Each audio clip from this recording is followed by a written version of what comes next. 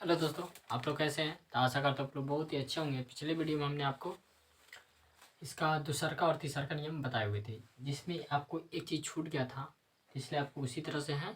आपको सिर्फ हम आपको एक चीज़ बताना चाहते हैं। पिछले पार्ट में इसमें जो हम बताए हुए थे, वर्ग के प्रथम वर्ण अपने ही वर्ग का क्या हो जाएगा? तृतीया, है ना। तृतीया वर्ण हो जाता है यदि बाद में आपको यर अलावा हो या स्वर्ण हो, तो ये किसी वर्ग का क्या हो जाएगा? या यर या किसी वर्ग का तृतीया चतुर्थ, बस इतना ही होगा, पंचम नहीं होगा। बस तृतीया चतुर्थ वर्ण तृतीया किसी वर्ग का यदि बाद में यदि यर अलावा हो, नहीं तो स्वर्ण, नहीं तो किसी वर्ग का तृतीय चतुर्थ वर्ण हो, तो इतना ही सिचुएशन, खाली पंचम हटा दीजिएगा। ठीक है, इतना के लिए क्षमा चाहते हैं आपसे। ठीक है, फटाफट इसका सुधार करिए, फिर आपको हम चौथा टॉपिक के बारे में पूरे विस्तार से चर्चा करेंगे। ठीक है, तब तक के लिए हम फिर आपको आगे बताते हैं। ठीक है, इसके अनुसार जो आप सुधार कर लीजिएगा। ठीक है दोस्तों, अब यहाँ पर क्या है? चौथा नियम है। ठीक है, चौथा नियम है, इसका नाम है यरो। य आरो आई, आपको पता है इस वाला अ होता है, तो यरो पढ़ते हैं। यरो नु नासिके अ नु नासिके वा। ठीक है, ये विसर्ग नहीं है, ये आपको इसे तीर का निकट देते, ओ वाला तीर का निकट है। ये इसका नाम है यरो नु नासिके अ नु नासिके, इसको अ पढ़ते हैं। ठीक है, अ नु नासिके वा। तो इसका नियम क्या है? वर्ग के प्रथम वर्ण, किसी भी वर्ग का प्रथम, क वर्ग का प्रथम क हो जाएगा, च वर्ग का प्रथम च हो जाएगा, ट वर्ग का प्रथम ट हो जाएगा, त वर्ग का प्रथम त हो जाएगा, प वर्ग का प्रथम प हो जाएगा। वही कह रहा है, वर्ग के प्रथम वर्ण किसी वर्ग के प्रथम वर्ण हो सकता है। वर्ग के प्रथम वर्ण अपने ही वर्ग का क्या हो जाएगा? पंचम हो जाएगा। अपने ही वर्ग का पंचम, जैसे क वर्ग का पंचम क्या हो जाएगा? अंग। च वर्ग का प्रथम य, ट वर्ग का पंचम अड़ा हो जाएगा, त वर्ग का पंचम क्या हो जाएगा? न हो जाएगा, प वर्ग का पंचम वर्ण क्या हो जाएगा? म हो जाएगा। नहीं हो जाता है, यह कब होगा? तो यदि बाद में कोई पंचम वर्ण होगा तब।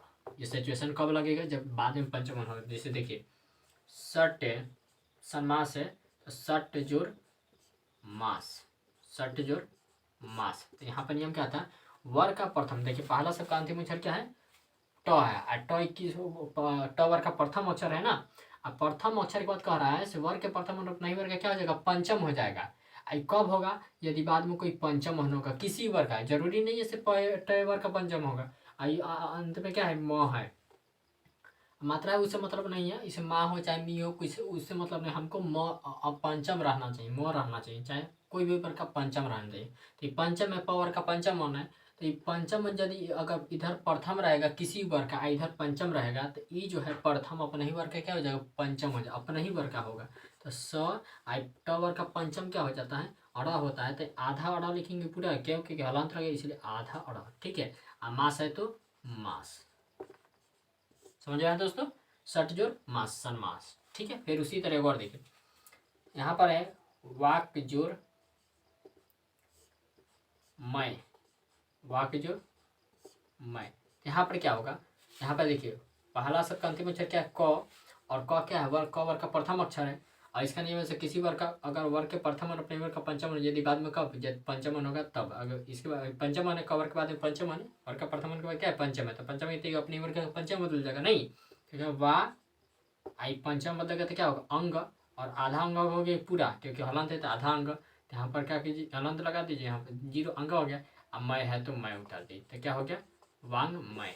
ठीक है, और संस्कृत में बनाना है तो बस विसर्ग डाल दीजिए, इसमें कुछ नहीं करना है। संस्कृत के एग्जाम्पल होगा। चलिए यहाँ पर देखिए, उन्नति है तो क्या हो जाएगा? उते जोर नति, उत्जोर नति। तो यहाँ पर देखिए त है, त वर्ग का प्रथम अक्षर है, इसके बाद क्या है? त वर्ग का पंचम है, तो उससे मतलब नहीं, किसी वर्ग का पंचम रहना चाहिए। त वर्ग का च वर्ग का उसमें, तो ये जो प्रथम है अपने वर्ग का क्या हो जाएगा? पंचम हो जाएगा। तो उ आधा न हो जाएगा, इसका त है तो इसका पंचम क्या हो जाएगा? न होगा, तो आधा होगा क्योंकि हलंत है। आई नति है तो नति उतार दीजिए, क्या हो गया? उन्नति। उसी तरह प्रैक्टिस करते, सट जो मास सन्मास है, मास कट जोर मास कनमास, पट जोर मास पनमास, जट जोर मास जनमास, वट जोर मास वन मास। उसी तरह वांग्मय है, तो वाक जोर मय वांग्मय, तो कति जगह साक जोर मय सांगमय, पाक जोर मय पांगमय, और काक क्या हो जाएगा? यहाँ पर काक जोर मय कति हो जाएगा? कांगमय। उसी तरह उन्नति, उच्च जोर नति उन्नति, है ना। तो सत जोर नति सन्नति, मत जोर नति मनति, जत जोर नति जनति। तो प्रैक्टिस के लिए आपको दे दी वर्ड, फटाफट इसका स्क्रीनशॉट, फिर आपको पांचवी नियम बताते हैं।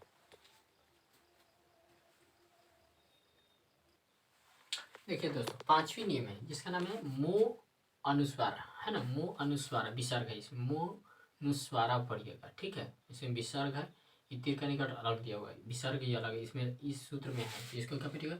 ये तो आपको अपढ़ आपको बोले मो, मो बोलने में आ ये जा रहा है, नुस्वार, क्या पढ़िएगा, मो नुस्वार, क्या पढ़िएगा, मो नुस्वार, नहीं बोलिए ताकि आपको भी बोलने। इसका नियम बहुत ईजी है, देखने में इतना डिफरेंस लग रहा है पर बहुत ईजी है। देखिए, यदि शब्द के अंत में म हो, क्या हो, म हो, यदि किसी भी शब्द के अंत में यदि आपको म दिखे तो देखिए वही कर रहा है, यदि शब्द के अंत में म हो, ठीक है, तथा म के बाद कोई व्यंजन वर्ण, म के बाद में कोई भी व्यंजन, तो आपको मालूम है व्यंजन वर्ण 33 को होता है, क ख च छ ट य र ल ये सब क्या है व्यंजन, खाली अ के छोड़ कर सब क्या है व्यंजन। तो वही म के बाद में कोई व्यंजन वर्ण हो तो म का व्यंजन, यही कर रहा है, यदि शब्द के अंत में म हो तथा म के बाद कोई व्यंजन वर्ण हो तो म का अनुस्वार हो जाता है। क्या करे, अनुस्वार, अनुस्वार का मतलब जानते हैं, जैसे क पर जैसे है बिंदु है ना, इसी को अनुस्वार कहते हैं। जैसे कंग, स पर लगे तो क्या होगा, संग, इसी को अनुस्वार कहते हैं, ये बिंदु को। तो अनुस्वार ब्रैकेट में बिंदु संकेत दे दिए, अनुस्वार हो तो हो जाता है, तो म का क्या हो जाता है, अनुस्वार हो जाता है। वो म अक्षर आएगा उसका क्या हो जाता है, अनुस्वार। लेकिन याद रखिए, हम आपको बताए हैं, लेकिन याद रखें कि अनुस्वार का उच्चारण कहीं म होता है तो कहीं न होता है। देखिए, ये अनुसार है ना, इसको कहीं आप म पढ़ते हैं तो कहीं न पढ़ते हैं। अब देखिए कहाँ पर पढ़िएगा म, कहाँ पर न पढ़िए, आपको हम बता रहे हैं। संसार का शब्द विचार जो समजोर, समजोर सार, यहाँ पर देखिए क्या है, समजोर सार है। यहाँ पर देखिए, यहाँ अंत में क्या है, म है, वही कह रहा है, किसी यदि शब्द के अंत में म हो तो म है अंत में, और कह रहे तथा म के बाद कोई व्यंजन हो तो म के बाद कोई व्यंजन, तो म के बाद में क्या है, सा है, तो देखिए सा है, तो ये क्या है, ये भी क्या है, व्यंजन वर्ण। कोई भी यार अलावा क ख छ छ प खाली अ के छोड़ के सब व्यंजन होता है, तो म के बाद में क्या है, व्यंजन है, तो म के बाद में यदि व्यंजन हो तो म का क्या हो जाता है, अनुस्वार हो जाता है। ई म का, ये जो म है, ई म का अनुस्वार हो जाएगा, तो स म का क्या हो जाएगा, अनुस्वार, तो अनुस्वार, सार है तो सार उतार दिए, तो क्या हो गया, संसार, संसार हुआ। अब यहाँ पर जब संसार पढ़ रहे हैं तो इस बिंदु का उच्चारण कथी हो रहा है, आधा न हो रहा है, नहीं म नहीं न हो रहा है, संसार। अब देखिए, चंपा है तो चम, ठीक है, चम जोर पा, यहाँ पर देखिए दोस्तों, अब फिर भी यहाँ का म है, अब म के बाद में क्या है, पा है, अंतिम म है, अब म के बाद में कोई भी व्यंजन हो तो इस म का क्या हो जाता है, अनुस्वार हो जाता है, नहीं, तो यहाँ च म का क्या होगा, अनुस्वार, आ पा है तो पा। तब देखिए चंपा बोली, तब यहाँ पर इसी अनुस्वार का उच्चारण कथी हो रहा है, म हो रहा है ना, तो वही इसीलिए लिखा है से। लेकिन याद रखना है आपको, से अनुस्वार का उच्चारण कहीं म होगा, कहीं म होता है तो कहीं न होता है, नहीं। तो उसी तरह से प्रैक्टिस के लिए आपको दे दिए हैं बहुत सारा वर्ड, जैसे चम जोर पा चंपा हो गया, तो अम जोर बा कथी जग अम्बा, सम जोर भा कथी जग संभा, रम जोर भा कथी जग रंभा, जम जोर भा कथी जग जम्भा, खम जोर भा खम्भा। उसी तरह संसार है, समझोर सार संसार, तो उसी जगह कमजोर सार कंसार हो जाएगा, जमजोर सार जनसार हो जाएगा, बमजोर सार बंसार, बमजोर सर बंसर, ठीक है। प्रैक्टिस के लिए वर्ड फटाफट इसका इसी बहुत ही इंपॉर्टेंट है, फिर आपको आगे हम बताते हैं।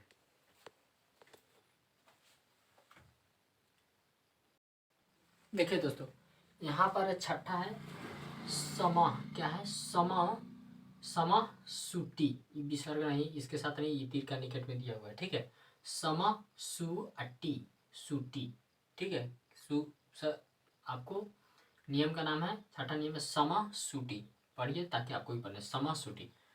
करा नियम, सम उपसर्ग के बाद, उपसर्ग आप लोग पढ़े होंगे जिसमें एगो उपसर्ग होता है सम, तो वही है, सम उपसर्ग के बाद क वर्ण, वर्ण का मतलब सिर्फ क अक्षर के बात हो रहा है, यानी कि क वर्ण कहिए, आपको बताएं शुरू में, अगर क है ना तो इस हम का क्या है, अक्षर है, अक्षर को ही वर्ण कहते हैं या अक्षर कहते हैं, ठीक है। तो क वर्ण आए तो अगर वो सम उपसर्ग होगा और उसके बाद में सिर्फ क अक्षर आना चाहिए, ये ना कि ख आ जाए, ग आ जाए, पांचों अक्षर में से वो नहीं, सिर्फ क अक्षर, क वर्ग में के सिर्फ क आना चाहिए, नहीं, क्या आना चाहिए, क। तो वही कह रहा है, सम उपसर्ग के बाद क वर्ण आए तो, सिर्फ क वर्ण आए तो आधा दंती स का क्या होता है, आगम होता है, दंती स भी हलंत लगा दिया, यानी कि आधा दंती स क्या होगा, आगम होगा। तो सबसे पहले आगम का अर्थ समझिए दोस्तों, आगम का अर्थ क्या होता है, जैसे मान के चलिए, जैसे हम टीचर है, आप स्टूडेंट है, हम दोनों आदमी के बीच में कोई आदमी, जब तीसरा का आदमी कोई प्रवेश करता है, बोलता है ना, उसी को क्या कहते हैं, आगम कहते हैं, समझे। जैसे देखिएगा, जैसे आपको हम बताते हैं को है अमो, तो ये क्या हुआ को अमो कथी हुआ कम हुआ। आई में एगो अक्षर हम प्रवेश करा रहे हैं, देखिएगा कौन अक्षर प्रवेश करा है, ल प्रवेश करा है, नहीं ल बीच में आ गया है। तो यही जो बीच में जो टपका है ना अक्षर आ गया है, अपने आप बैठ गया है, इसी को हम क्या कहेंगे आगम कहेंगे। क्या कहेंगे आगम, माने कि कहने का मतलब है दो अक्षर के बीच में कोई तीसरा का अक्षर बिना नियम के बिना कानून के, है ना, वो आकर अपने जो मुख उसका स्थान होता है वहां पर जगह लेता है, उसी को हम लोग आगम कहते हैं। क्या कहते हैं आगम। अब बताइए क्लास कराते हैं, स्टूडेंट और टीचर रहता है, वहाँ पर कोई तीसरा आदमी हमको मालूम रहता है कौन आने वाला है, नहीं, वो आता है खुद बात करने लगता है कोई भी काम के लिए, तो उसी वही जो बीच में जो आदमी डिस्टर्ब करते हैं उसी को क्या कहते हैं आगम कहते हैं। क्या कहते हैं आगम कहते हैं, समझ में आया दोस्तों। तो वही है जो अगर तीसरा का अक्षर जो बीच में टपकता है दो अक्षर के बीच में, उसी को क्या कहते हैं आगम कहते हैं। समझ में आया दोस्तों, आगम का समझे। तो देखिए चलिए, तो वही होता है आगम, वो बिना नियम के आता है, डायरेक्ट आपको आएगा, ठीक है। चलिए देखिए, तो यहाँ पर इसका संस्कृत का इसका संनिविष्ट कीजिए समजोर समजोर कृत, समझो कृत। अब देखिए क में कोई भी मात्रा लगा उससे मतलब नहीं, की हो चाहे कु, उससे मतलब क रहना चाहिए, क है ना, बस इसे मात्रा लगा उससे मतलब हमको नहीं है, क है, बस सीधी बात हम ये जानना चाहते हैं, ठीक है। अब देखिए अब यहाँ पर सम उपसर्ग उपसर्ग है या, अब ये कह रहे हैं सम उपसर्ग के बाद क वर्ण है, तो क अक्षर आया है, इस मात्रा कोई भी मतलब क अक्षर है ना, तो क अक्षर होगा तो आधा दंती स का क्या हो जाएगा आगम होगा। क्या होगा आधा दंती स का आगम हो जाएगा। तो आधा दंती स का, अब देखिए अब थोड़ा देर पहले पढ़े हुए थे, अभी इसके पहले नियम पढ़े हुए थे, से म के बाद में कोई भी व्यंजन, तो इसे भी क क्या है व्यंजन है, तो ई म का क्या हो जाएगा अनुस्वार हो जाएगा। तो ये भी नियम दोनों दो तीन गो नियम साथ साथ लगते हैं, एगो तो सॉरी ए में दो गो नियम साथ है, एगो तो आपको आगम वाला नियम लगेगा, एगो अभी पहले थोड़ा देर पहले उसे अगर म के बाद में तो म है, इसके बाद में क क्या है एक तरह से व्यंजन हो, तो म का क्या हो जाएगा अनुस्वार हो जाएगा। चूंकि यह सम उपसर्ग है, इसके बाद क अक्षर है, तो क्या होगा आधा दंती का आगम भी होगा, नहीं तो यहाँ पर स क्योंकि स्वर व्यंजन है तो इसलिए क्या होगा आधा अनुस्वार हो जाएगा।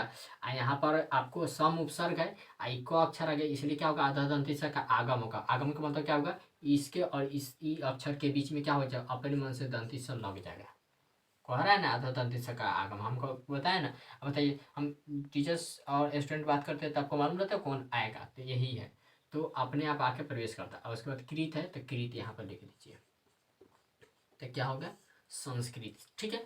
आगे देखिए संकर है तो समजोर कर, समजोर कर है ना, समजोर कर। तो यहाँ पर देखिए फिर सम उपसर्ग है, और इसे पहले वाला अभी जो नियम थोड़ा देर पहले पढ़े पांचवा नियम उसमें था से म के बाद अंतिम म है, म के बाद में क्या है व्यंजन वर्ण है, क्योंकि क्या है व्यंजन है, तो म का तो अनुस्वार हो ही जाएगा। ये चूंकि ये सम उपसर्ग है, ये कह रहा है ऐसे सम उपसर्ग के बाद क अक्षर आ जाता है, क अक्षर आया है, तब क अक्षर आएगा तो हम क्या आधा दंती से काम दो नियम में काम करता नहीं, तो अनुस्वार ही हो जाएगा। क अक्षर इसलिए क्या होगा आधा दंती से, कर है तो कर उतर जाएगा, जो रहेगा इधर वही उतर जाएगा, बस कुछ नहीं। संस्कार हो गया, क्या होगा संस्कार, ठीक है संस्कार। आगे देखिए अब में है आपको सॉरी यहाँ पर हम छोड़ दिए थे संस्कार, हमको लिखना चाहिए, क्या लिखना चाहिए संस्कार, ठीक है। चलिए आगे देखिए संस्कार है तो यहाँ पर क्या हो जाएगा संस्कारक है, तो यहाँ पर जाएगा समजोर कारक, समजोर कारक। यहाँ पर देखिए फिर आपको क्या है अंतिम म है, इसके बाद में क है, अब व्यंजन है, क तक क्या है व्यंजन है, तो म के बाद में अगर म के बाद में कोई व्यंजन है तो म का तो अनुस्वार होगा। और चूंकि सम उपसर्ग सम उपसर्ग क अक्षर आ गया है तो क्या आधा दंती से का दोनों नियम लगेगा, नहीं तो सम उपसर्ग है इसलिए क्या आधा दंती से का तो पहले आगम होगा, और उसके बाद क अक्षर आ गया है म के बाद में तो क्या होगा अनुस्वार भी होगा। आज ये वर्ड रहता है इधर का वही लेकर उतर जाता है, तो संजोर कारक संस्कारक, ठीक है समझ में आया। तो उसी तरह है संस्कृतन, तो क्या हो जाएगा समझोर कृतन, नहीं संस्कृपा, तो कथी हो जाएगा स आई भी अनुसार के बदले क्या हो जाएगा म आई आई हटा दीजिएगा, आई सीधे कृपा हो समझोर कृपा, नहीं संस्कार है तो कथी हो जाएगा समझोर काल, ठीक है संस्कार है तो समझोर कार संस्कार, समझोर कृति संस्कृति। इसी नियम पर प्रैक्टिस के लिए कर लीजिएगा बना लीजिएगा, ठीक है फटाफट इसका। इसी में फिर इसी टाइप से एक आपको आगम वाला ही है, फिर आपको आगे हम बताते हैं। अब देखिए दोस्तों, आपको है परिश्रुति, क्या नाम है सूत्र का, परिश्रुति है। परि उपसर्ग के बाद उसी तरह से उसमें सम उपसर्ग है, इसमें परि उपसर्ग है। तो परि उपसर्ग के बाद में परि, अब याद कीजिएगा उपसर्ग पढ़ाएंगे तो परि उपसर्ग उसमें जरूर होगा। परि उपसर्ग के बाद में क अक्षर है, उसमें भी सम उपसर्ग के बाद क अक्षर है। इसमें यदि अगर परि उपसर्ग के बाद क अक्षर आएगा तो इसमें आधा दंती सकार का हो रहा था, इसमें मूर्धन सकार, ये वाला मूर्धन सा होता है ना, इसका आगम होता है आधा का, लिख के हलंत लगा दी, आगम हो गया। तो आधा मूर्धन्य का क्या होता है, आगम होता है, बस वही नियम है, दूसरा कुछ नहीं। आधा मूर्धन्य का क्या होगा, आगम। कब, जब पड़ी के बाद में जब आपको आएगा। तो देखिए पड़ी जोर कार, मात्रा कोई भी उससे मतलब नहीं, हमको क अक्षर रहना चाहिए, ठीक है। तो परी, अब परी उपसर्ग है, ठीक है, और इसमें क्या है, क अक्षर है। तो इसमें अनुस्वार वाला तो मात्रा नहीं, क्योंकि म अंत में नहीं, इसलिए अनुस्वार नहीं लगे, इसमें सीधे है। तो परी अंत में क्या है, क है, तो परी उपसर्ग के बाद क अक्षर आ गया, इसलिए क्या होगा, आधा मूर्धन्य का क्या होगा, आगम होगा। तो यहाँ पर परी, ठीक है, और क अक्षर है, परी उपसर्ग के बाद क अक्षर आ गया, इसीलिए क्या होगा, आधा मूर्धन्य आई जैसे रहेगा उसी तरह आपको उतार देना है। कार है तो कार उतार दीजिए, तो क्या हो गया, परिष्कार। कुछ भी इसमें जोड़ सकते हैं, हमको आपको मालूम है ना, संधि पहला शब्द का अंतिम अक्षर से मतलब रहता है और दूसरा शब्द का पहला अक्षर से मतलब रहता है, ठीक है। आगे देखिए, परिस जोड़ कृपा है तो क्या हो जाएगा, परि जोड़ कृपा, परि जोड़ कृपा। तो यहाँ पर क्या हो जाएगा, परि उपसर्ग अंत में क है, मात्रा कोई भी लोग उसमें क है ना, बस। तो यहाँ पर क्या होगा, आधा मूर्धन्य का क्या होगा, आगम होगा। तो परि आधा मूर्धन्य कृपा है तो कृपा उतार दीजिए, तो क्या हो जाएगा, परिस कृपा। नहीं, अगला देखिए, परिस जोड़ कालक है, तो परि है ना जोड़, अब यहाँ पर कालक है तो कालक लिखिए, ठीक है। अब यहाँ पर देखिए परि उपसर्ग अंत में क है, मात्रा कोई भी का उसमें मतलब क है ना, बस। तो आधा मूर्धन्य का क्या होगा, आगम होगा। तो परि, ठीक है, आधा मूर्धन्य कालक है तो कालक आप लिख दीजिए, परिस कालक। प्रैक्टिस के लिए उसी तरह से आपको परिस कारक है तो परिजोर कारक, नहीं आधा मूर्धन्य से आगम। परिजोर काल है तो परिजोर काल। परिष्कृत है तो परिजोर कृत, है ना। परिस कर्मन है तो कथी है, परिजोर कर्मन, परिजोर कृति, परिष्कृति, ठीक है। फटाफट इसका स्क्रीनशॉट लीजिए, फिर आपको आगे हम बताते हैं। हो गया, चलिए। तो देखिए दोस्तों, अब आपको टाइम भी ओवर हो रहा है, इसलिए इतने में क्लास एंड करते हैं। चलिए, अगर मेरा वीडियो आपको अच्छा लगा तो इसे लाइक से सब्सक्राइब जरूर कीजिएगा। वीडियो देखने के लिए बहुत बहुत धन्यवाद है।